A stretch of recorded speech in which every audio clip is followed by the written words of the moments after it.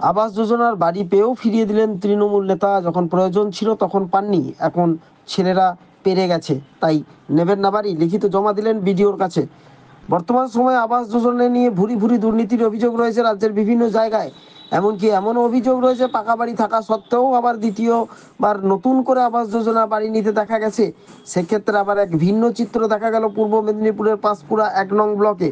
পাঁশকুড়ার নস্করদিঘি গ্রামের তৃণমূলের বুথ সভাপতি সপরিবারে মাটির বাড়িতে বসবাস করেও আবাস যোজনা বাড়ি পেয়েও ফিরিয়ে দিলেন প্রশাসনকে।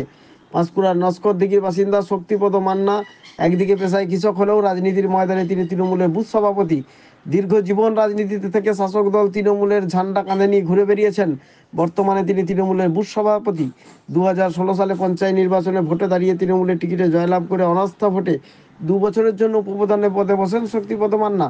এমনকি তার স্ত্রী তিলকা মান্না পঞ্চায়েত নির্বাচনে তৃণমূলের হয়ে ভোটে দাঁড়ালে মাত্র কয়েকটা ভোটে পরাজিত হয়েছিলেন, কিন্তু তবু দলকে ভালোবেসে আজ পর্যন্ত তৃণমূলের হাত ধরে এগুতে চান শক্তিপদ মান্নার পরিবার। অ্যাজবেস্টার দেওয়া মাটির বাড়িতেই পরিবার নিয়ে বসবাস করেন তিনি।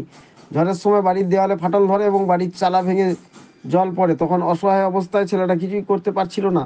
২০১৩ সালে একটা পাকা বাড়ি পাওয়ার জন্য আবাস যোজনার তালিকায় তিনি নিজের নাম নথিভুক্ত করেছিলেন। সার্ভে হওয়ার পর তার আবেদন মঞ্জুর হলে নতুন করে ২০২৪ সালে আবাস যোজনার লিস্টে শক্তিবাবুর নাম আসে। এমনকি কিছু দিনের মধ্যেই বাড়ি করার জন্য আবাস যোজনার টাকা তিনি পেতেন, কিন্তু হঠাৎ করেই তিনি আবাস যোজনা বাড়ি পেয়েও আবাসের বাড়ি নেবেন না বলে সাফ জানিয়ে দেন প্রশাসনকে, এবং লিখিতভাবে বাড়ি না নেওয়ার কথা লিখিতভাবে বিডিও অফিসে জমা দেন তিনি। পাঁশকুড়া ১ নম্বর ব্লকের বিডিওর কাছে তিনি লিখিত জমা দেন তিনি আবাস যোজনা বাড়ি নেবেন না, তবে এখনও তিনি তার পরিবার নিয়ে মাটির বাড়িতে বসবাস করলেও তার ২ ছেলে নিজের পায়ে দাঁড়িয়ে উপার্জন করতে শিখেছে।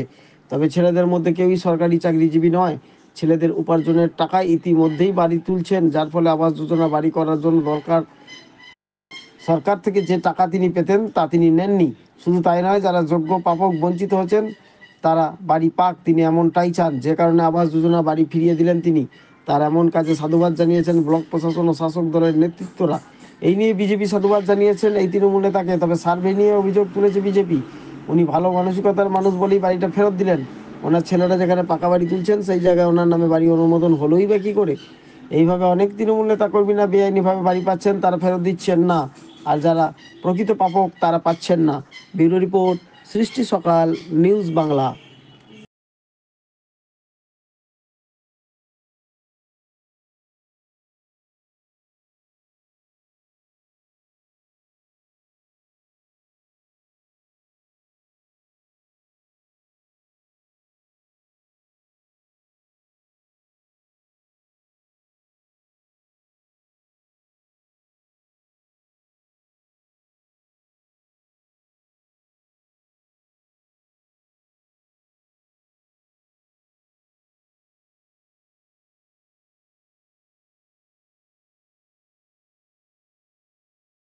নিশ্চয়ই ওনার বাড়ি নস্করদিঘি। ওনাকে আমরা সাধুবাদ জানাই, ধন্যবাদ জানাই যে উনি এগিয়ে এসেছেন প্রশাসনিকের হাত ধরে, যে উনি বাড়ি আরও না নিয়ে উনি সহযোগিতার হাত বাড়িয়ে দিচ্ছেন। তাই আমরাও ওনাকে ধন্যবাদ জানাই পঞ্চায়েত সমিতির তরফ থেকে। বা এই রকম যদি আরও কিছু মানুষ আমাদের সঙ্গে হাত বাড়িয়ে দেয়, তাহলে আমরা প্রশাসনিক হিসেবে আরও কাজ করতে সুবিধা হয়। বিভিন্ন জায়গায় দেখা যায় যে বাড়ি থাকা সত্ত্বেও আবার বাড়ি নিচ্ছেন অনেকেই, কিন্তু সে জায়গায় একেবারে উলট পুরাণ, এটা একেবারে উল্টো ছবি দেখা গেল। হ্যাঁ, এখনও সমাজে কিছু কিছু মানুষ আছে, যে এরকম নয় যে সমাজে নেই, আছেন। ওনারা যদি সহযোগিতার হাত বাড়িয়ে দেন, তাহলে গরিব মানুষগুলো, দুষ্কর্ম যারা মানুষ, যারা এখনও বাড়ি পান না, সেই সব মানুষকে যদি আমরা আবার সহযোগিতার হাত বাড়িয়ে দিয়ে যদি আরও বাড়ি দিতে পারি, তাহলে প্রশাসনিক হাত থেকে সত্যিই আমরা ধন্যবাদ জানাই। আপনার নাম? নাম পম্পা চন্দ্রা রাউত, পাঁশকুড়া 1 পঞ্চায়েত সমিতির সভাপতি। এই যে ওনার যে শুভ বুদ্ধির উদয় হয়েছে, এর জন্য আমি আমার ব্যক্তিগত তরফ থেকে এবং আমার ভারতীয় জনতা পার্টির পক্ষ থেকে ওনাকে অসংখ্য ধন্যবাদ জানাই। উনি বুঝে গেছেন যে ওনার পাওয়ার যোগ্যতা নেই, কারণ উনি অনেক এস্টাবলিশড, ওনার ছেলেরা যথেষ্ট যোগ্যতা সম্পন্ন, সেটা নিয়ে উনি নিতে চাইছেন না, অথচ উনি পাচ্ছেন। অথচ দেখুন, যারা প্রকৃত আবাস যোজনা পাওয়ার যোগ্য, যাদের মাটির বাড়ি, দিনের পর দিন মাটির বাড়িতে থাকতে এই যে বন্যা পরিস্থিতি গেল, তার মধ্যেও মাটির বাড়িগুলো ভেঙে পড়ছে, অথচ ওনারা পাচ্ছেন না।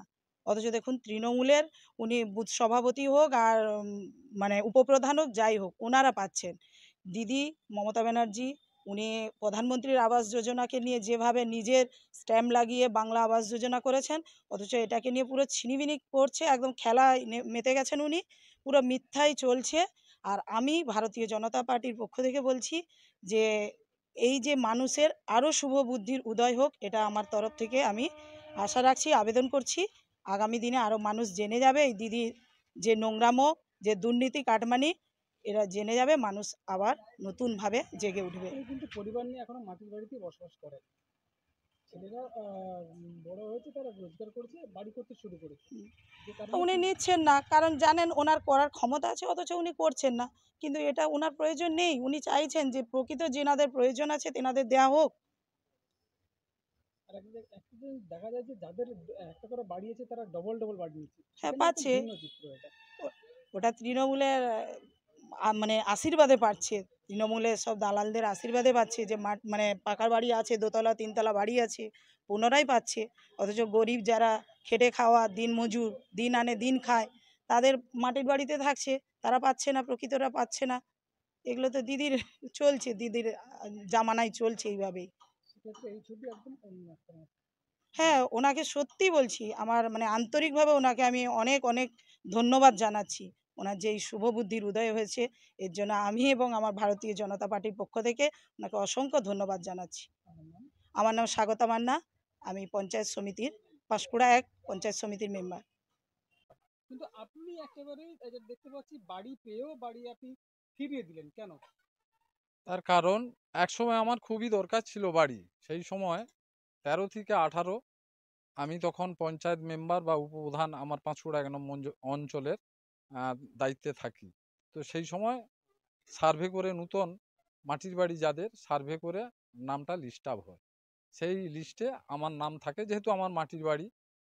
তো আজ পর্যন্ত সেই লিস্টে নাম থেকে আসছে। যখন আবার সার্ভে আমার নেত্রী ঘোষণা করছে যে বাংলা আবাস যোজনা প্রত্যেকের নামে তালিকা যাদের আছে তাদেরকে দেওয়া হবে, তো এই সার্ভে করতে এসেছিলেন যারা সার্ভে করে গেছেন, আমাদের জয়েন্ট বিডিও থেকে শুরু করে স্টাফেরা সার্ভে করে গেছেন আমার মাটির বাড়ি। তো জানতে পারলাম যে আমার নাকি স্যাংশন হয়ে গেছে, হয়তো পেলেও পেতে পারি, কিন্তু আমি বাড়িটা নেবনি। তার কারণ আমার ২ ছেলে যা কোম্পানির কাজ করু যাই করু কিছু উপার্জন করে, সেই উপার্জনের পয়সায় আমার ছেলেরা ঘর শুরু করছে, পাকা বাড়ি শুরু করছে। তো যদিও সে বাড়িতে আমরা বসবাস এখনো করিনি, মাটির বাড়িতেই বসবাস করছি।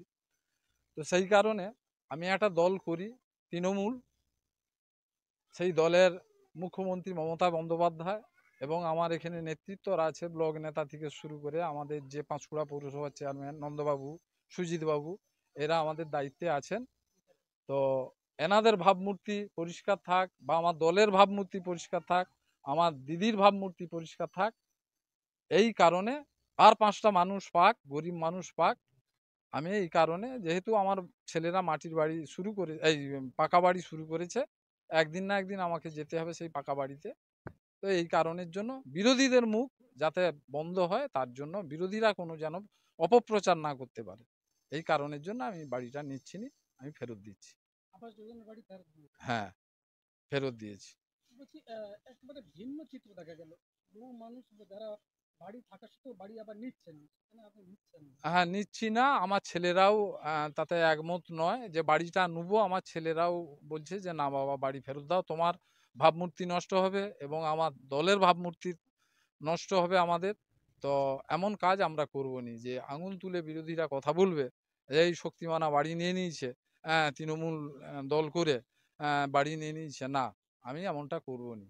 তাই সিদ্ধান্ত নিয়েছি যে বাড়ি আমরা ফেরত দেবো, এবং যারা গরিব মানুষ আর ৫টা মানুষ তারা পাক, এবং আমার দলের ভাবমূর্তি পরিষ্কার থাক, এখানে আঙুল তুলে কথা যেন না বলতে পারে। জমা দিয়েছেন। হ্যাঁ, আর বিডিও সাহেবের কাছে আমাদের দরখাস্ত জমা দিয়েছি। আপনার নাম? আমার নাম শক্তিপদ মান্না। কোন পদে ছিলেন? আমি প্রাক্তন উপপ্রধান এবং এখন বর্তমান আমি বুথ সভাপতি আমার নস্করদিঘি তৃণমূল কংগ্রেসের। আমরা পাঁশকুড়া ওয়ানের প্রাক্তন উপপ্রধান, বর্তমানে পাঁশকুড়া ওয়ান অঞ্চলের সহসভাপতি। শক্তিমান্না মহাশয়ের এই ধরনের চিন্তাভাবনাকে কুর্নিশ জানাই। আমি নিজে ব্যক্তিগতভাবে ওনার সাথে কথা বলেছিলাম যে আপনি কৃষক, মাটির বাড়িতেই থাকেন, আপনার নাম আবাস যোজনার লিস্টে আছে, সরাসরি রাজ্য সরকার, বাংলার মুখ্যমন্ত্রী মমতা বন্দ্যোপাধ্যায় তার কোষাগার থেকে টাকা দিচ্ছেন, আপনি ঘরটা নিন। তিনি সরাসরি বলেছেন যে আমি কৃষক, আমার প্রান্তিক কৃষক, আমার থেকেও অনেক গরিব মানুষ গ্রামে আছে, তারা যাতে ঘর পায় সেই জন্য আমার প্রয়োজন নেই, আমি ঘরটা করে নিতে পারবো। তো সেই জায়গায় ওনাকে ধন্যবাদ জানাচ্ছি এই ধরনের সিদ্ধান্ত নেওয়ার জন্য। এই ধরনের মানুষ এখনো আছেন বলে তৃণমূল কংগ্রেস দলটা দাঁড়িয়ে আছে, আর এনারাই হচ্ছেন মমতা ব্যানার্জির আসল সৈনিক। বিভিন্ন জায়গায় দেখা যায় যে বাড়ি থাকা সত্ত্বেও আবার ডবল করে বাড়ি নিয়েছেন, কিন্তু এখানে তিনি বাড়ি নেই, তবুও বাড়ি ফিরিয়ে দিলেন আবাস যোজনার বাড়ি। আমি প্রথমেই বলেছি যে শক্তিবাবুর এই চিন্তাভাবনাকে সত্যিই কুর্নিশ জানানোর মতো। শক্তিবাবুকে দেখে যাদের পাকা বাড়ি আছে, আবাস যোজনা লিস্টের নাম আছে, তারাও যদি সরাসরি এসে বলে যান যে আমার বাড়ি আছে বা আমার প্রয়োজন নেই, তাহলে আরও গরিব মানুষ, যারা প্রান্তিক গরিব মানুষ, তাদের পেতে অনেক সুবিধা হবে। তো এই ধরনের শক্তিবাবুর চিন্তাভাবনাকে সত্যিই আমরা কুর্নিশ জানাচ্ছি। এখানে দলের ভাবমূর্তি তো আরো উপর উঠছে। দলের ভাবমূর্তির থেকে বড় কথা শুনুন, তৃণমূল কংগ্রেস দুর্নীতির সঙ্গে যে যুক্ত থাকে না, তৃণমূল কংগ্রেস একজন বুথ সভাপতি 2016 সালে নির্বাচনের পর অনাস্থা ডেকে উনি উপপ্রধান হয়েছিলেন 2 বছরের জন্য। উনি 2018-তে ওনাকে দল টিকিট দেয়, 2023-এ ওনার স্ত্রী খুব কম ভোটের ব্যবধানে হেরেছেন। তো সেই জায়গায় দাঁড়িয়েও মমতা ব্যানার্জির চিন্তাভাবনাকে যেভাবে উনি স্যালুট জানিয়েছেন, ওনাকে আমরা স্যালুট জানাই, যেভাবে উনি সমর্থন করছেন, এই ধরনের মানুষ আছেন বলে এখনো তৃণমূল কংগ্রেস দলটা আছে। সুজিত রায়, সভাপতি, পাঁশকুড়া ব্লক তৃণমূল।